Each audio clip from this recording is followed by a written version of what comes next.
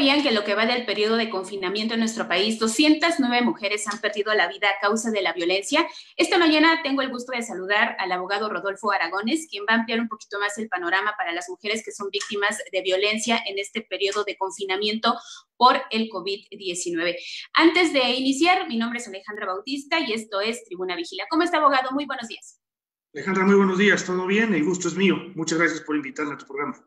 Pues muchísimas gracias por aceptar esta entrevista a través de estas nuevas plataformas y tecnologías. Y quisiera, bueno, que nos ampliara un poquito más el panorama de qué es lo que está pasando con el tema de la violencia en los hogares.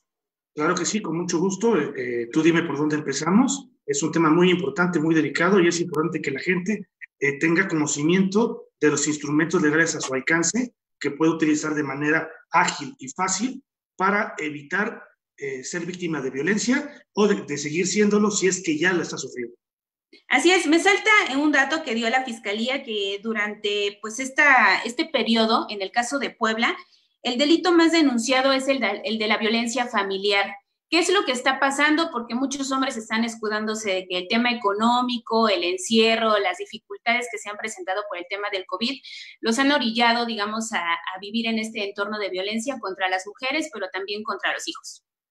Es correcto, mira, evidentemente el confinamiento y el estar demasiado tiempo confinados, encerrados y conviviendo puede generar un clima hostil entre los miembros de la familia, sobre todo si ya las cosas estaban mal.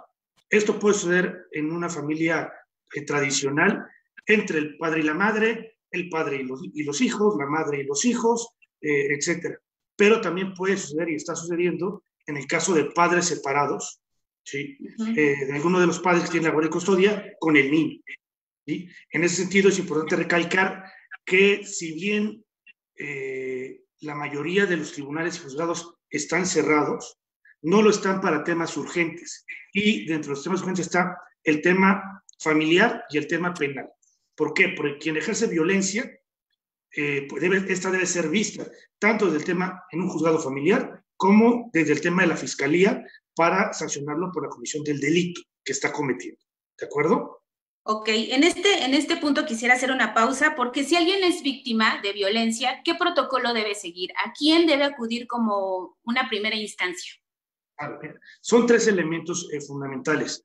El primero es que si estás en riesgo de tu integridad física o la de tus hijos, tienes que llamar al 911 para que la policía acuda de inmediato y cese la agresión, ¿sí?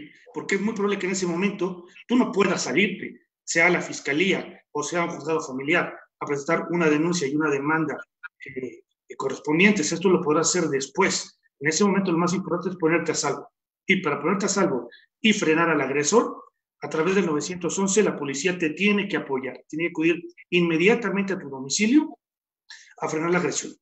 Posteriormente, debes de acudir por una parte a la fiscalía porque se está cometiendo delito de violencia familiar y por otra parte a un juzgado familiar para interponer la demanda correspondiente. ¿Cuáles son los objetivos? En el caso de la fiscalía, presenta la denuncia ante el Ministerio Público.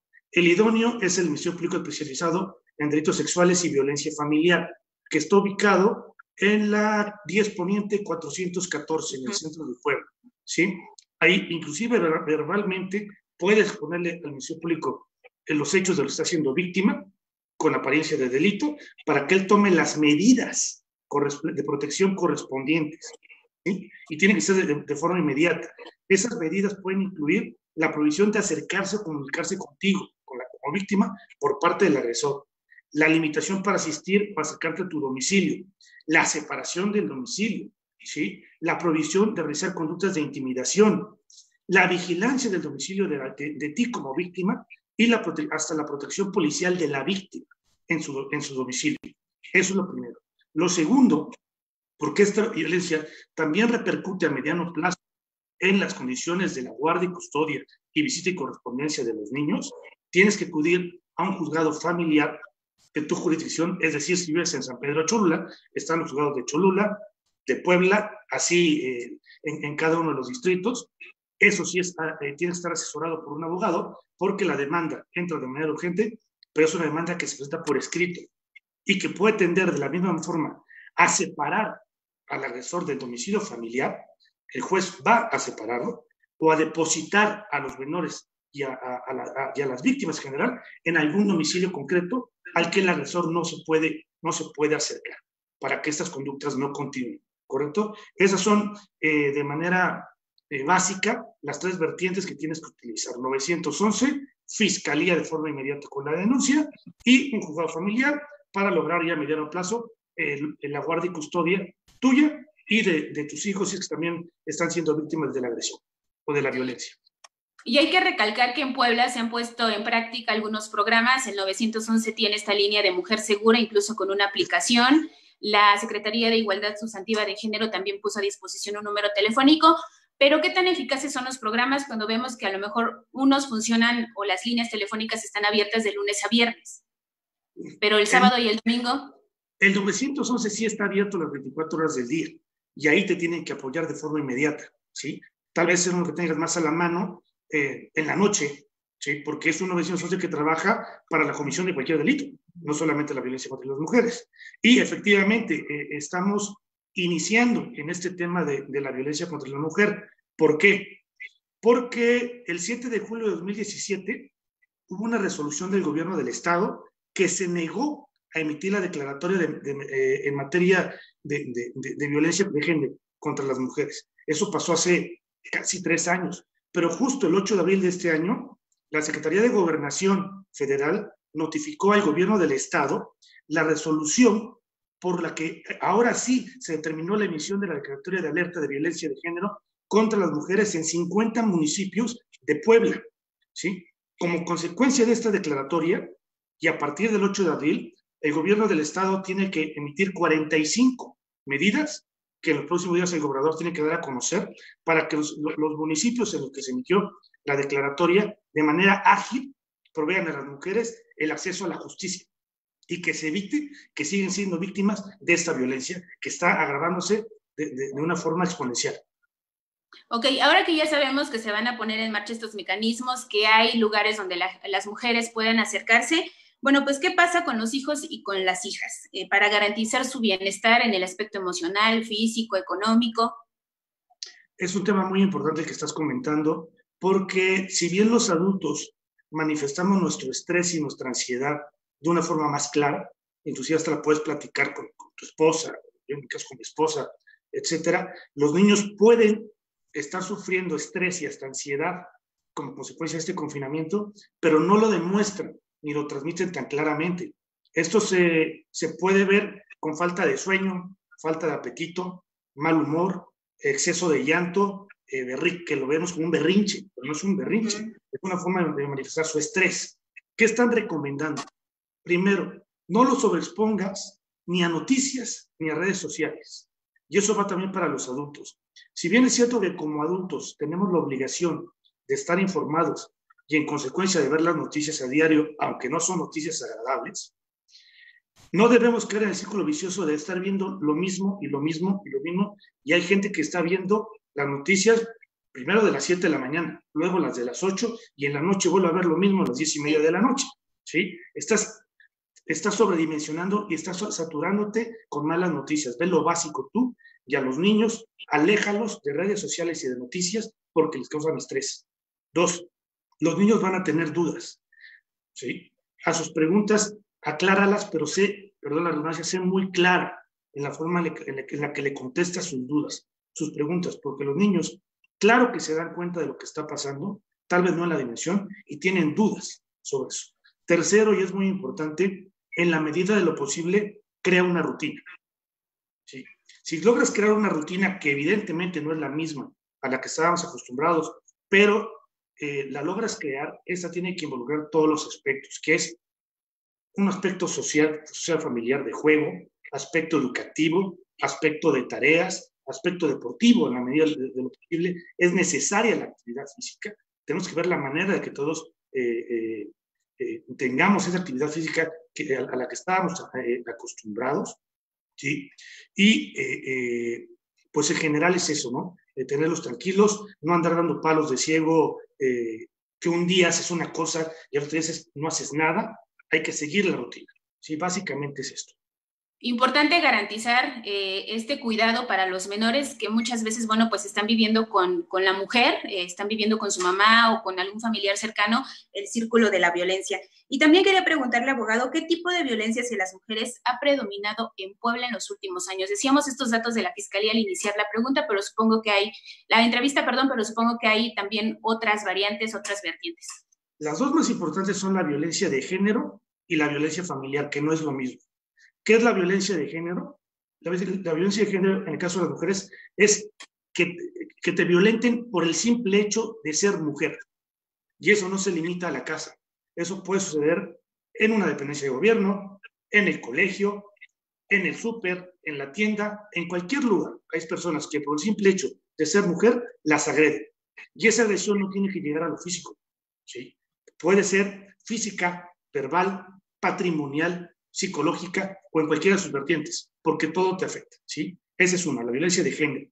Y la segunda violencia es la violencia familiar, que es la que se vive adentro del núcleo familiar por cualquiera de los miembros y que inclusive implica la comisión de un delito, ¿sí? Esta violencia de la misma forma no solamente es física, puede ser psicológica, puede ser verbal, puede ser patrimonial, ¿sí? O cualquiera que simplemente te agrega. El Código Penal en el artículo 284 bis lo prevé y es por cualquier miembro de la familia, padres, concubinos, abuelos, hermanos, padrastros y madrastras. El código es muy claro en todas las vertientes en las que se incurre en la violencia familiar, ¿sí? Y es importante, lo repetimos, poner en conocimiento a la autoridad en conocimiento de los hechos, tanto desde el punto de vista penal como familiar, para que esto no siga sucediendo.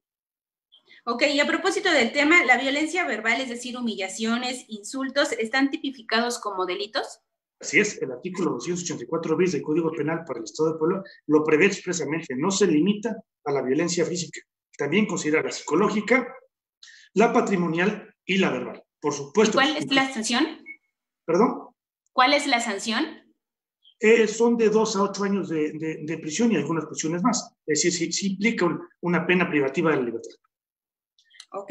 Y también quisiera preguntarle... perdón. Perdón, sí. En las condiciones en las que estamos, los procedimientos judiciales están caminando de una manera muy lenta, ¿sí? Las audiencias se están difiriendo cuando no son urgentes. Pero eso no quiere decir que no pase nada, porque en cuanto metes la denuncia, y lo quiero repetir, el Ministerio Público está obligado a interponer las medidas de protección que considera necesarias, que son las que hace rato dijimos, pero creo importante repetir, es prohibir al agresor acercarse a la víctima, a su domicilio, vigilancia policial, prohibirle actos de intimidación, es decir, si puedes conseguir una resolución de un Ministerio Público que te proteja durante estos tiempos para evitar que sigas siendo víctima de esta violencia. Ok, a eso iba mi siguiente pregunta, que si están detenidos algunos procesos por el tema de la contingencia del coronavirus. Definitivamente sí. Desde el día 17 de marzo fue el último día de labores, si no me falla la memoria. Muchos juzgados están cerrados. Por ejemplo, todos los juzgados que conocen de temas mercantiles están totalmente cerrados. Y hago un paréntesis, porque hay empresas de cobranza que están mandando unas cartas intimidatorias e ilegales para cobrar a los deudores de bancos o de otros acreedores, y amenazan con que mañana te van a embargar. Eso es falso. No hay un juzgado donde te puedan embargar ahorita. Los juzgados mercantiles están totalmente cerrados, ¿sí? Juzgados de arrendamiento también están cerrados. ¿Qué está abierto? Únicamente materias penales y familiares para temas urgentes. ¿Qué es un tema urgente? El que pone en peligro tu vida o tu integridad. Entonces, ¿qué panorama enfrentan las mujeres a la hora de ir a denunciar, teniendo en cuenta, bueno, pues toda esta situación que se vive a raíz de la contingencia?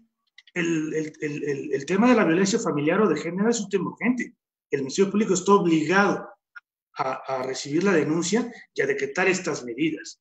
Y ahí quiero comentártelo, en algunos casos las víctimas son revictimizadas por el Ministerio Público porque las escuchan y dicen, pues para mí no hay delito.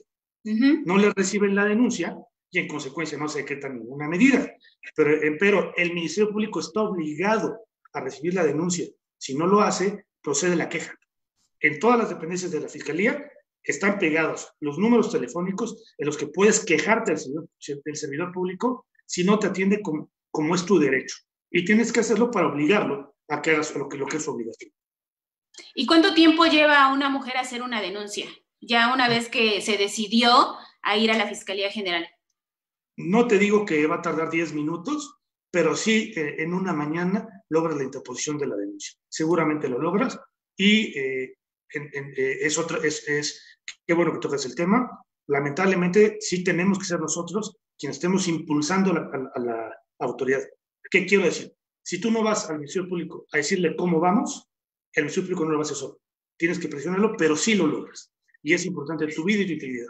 Vale la pena hacerlo. ¿Y a quién más tendrían que acudir las mujeres en caso de que ninguna de estas instancias, por alguna o X situación, pues no le escuchó, no le hizo caso, no atendió la denuncia? A los juzgados de lo familiar, y en mi experiencia están funcionando. En lo que va de la contingencia, hemos interpuesto diversas demandas de carácter urgente. Una, en algunos casos, porque el niño está siendo víctima de violencia por parte de alguno de los padres y el otro padre lo está defendiendo. Y en todos los casos nos han recibido las demandas y el juzgado se ha pronunciado y ha tomado medidas sobre cada uno de ellos. El tema, lo dijiste perfectamente bien, en mi opinión, es que tomen la decisión de hacerlo, porque a veces se sigue sufriendo en casa, no se busca un abogado, no se busca un asesor, un defensor de oficio, alguien que te puede y te tiene que ayudar para que esto cese. Ok, y en su experiencia, ¿cuál sería la recomendación que pudiera dar a las mujeres si están viviendo en este círculo de violencia, tienen miedo de enfrentar a su agresor? Y bueno, pues la situación en cualquier momento puede salirse de control, pasar de los golpes a una situación mucho más grave.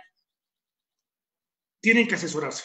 Cada caso es distinto, ¿sí? Y ya en lo particular tienen que hablar con un especialista en el derecho familiar y en el derecho penal, dependiendo de la gravedad de la violencia, para que éste las asesore en lo concreto y les diga cuál es el mejor camino, el más ágil y el más eficiente. Desde su experiencia, ¿sabe más o menos el rango de edad en que las mujeres son violentadas con mayor frecuencia? O digamos esto, como en las clases sociales, no distingue ni edad ni religión. En mi experiencia, no distingue clases sociales, no distingue edad. Igual hay mujeres que he asesorado de 20 y tantos años, recién casadas y que sufren violencia de inmediato, como la sufren después mujeres con matrimonios que ya tenían 25 años y no lo puedes creer, pero también sucede. Y como bien lo dijiste, en todas las clases sociales. Ok, ¿y cuáles serían como esos puntos que toda la población debe tener como en alerta de que algo no está bien, de que algo está pasando? Porque al final es un entorno, la familia puede darse cuenta, los amigos, los vecinos, alguien conocido. Creo que todos tenemos un termómetro, ¿no? Oye, en todas las familias hay discusiones y hay regaños, pero esto no puede ser repetitivo, no puede ser una forma de vivir, ni puede faltar al respeto. Si vas a discutir o vas a regañar a tus hijos, tienes que tener ese respeto debido. En el momento en el que hay una falta de respeto, estás arañando la violencia o ya la estás ejerciendo. Ok, hay que estar muy atentos de esta situación. Pues no sé, algo más que guste agregar y que se me haya pasado preguntarle en el transcurso de esta entrevista, abogado. Pues creo que ha quedado claro los tipos de violencia, los mecanismos y medios que tienen las mujeres a su alcance para hacer valer. En caso de que no los hagan valer, siempre hay una dependencia superior que tiene la obligación de escucharlos y de obligar al servidor público a que haga su trabajo. El meollo del asunto es en que las mujeres se decidan a tiempo, porque esas muertes que comentaste al inicio de la entrevista se pudieron haber evitado si las mujeres a tiempo lo hubieran puesto en conocimiento de la autoridad. Ahí está la invitación. Esperamos que esta entrevista les haya ampliado un poquito más el panorama de qué pueden hacer jurídicamente para, bueno, emprender una denuncia. Y también hay que destacar que el gobierno del estado puso el 066 como una línea del mujer para hacer ahí alguna denuncia. Y también hay un número de atención psicológica si ustedes requieren el apoyo, es el 240-1707. Y la Red Nacional de Refugios también tiene un número telefónico, es el 822-4460. Ahí también están pues dando apoyo de manera gratuita a las personas que lo requieran para poner estos mecanismos al alcance de las mujeres y que se sigan impidiendo más muertes durante esta contingencia del coronavirus, que todavía pues al parecer se va a llevar unos meses más en nuestro país, abogado. Así es, lamentablemente, Alejandra. Vamos para largo todavía. Estoy a sus órdenes. Pues ahí está la información. Muchísimas gracias por acompañarnos. Regresamos a partir de esta semana y todos los miércoles en punto de las 12 del día con temas de su interés. Agradecemos esta mañana al abogado Rodolfo Aragón por acercarnos estos datos. Esperamos que les sirvan y recuerden que tenemos una cita todos los miércoles en punto de las 12 del día. Muchas gracias, Alejandra. Saludos cordiales. Gracias.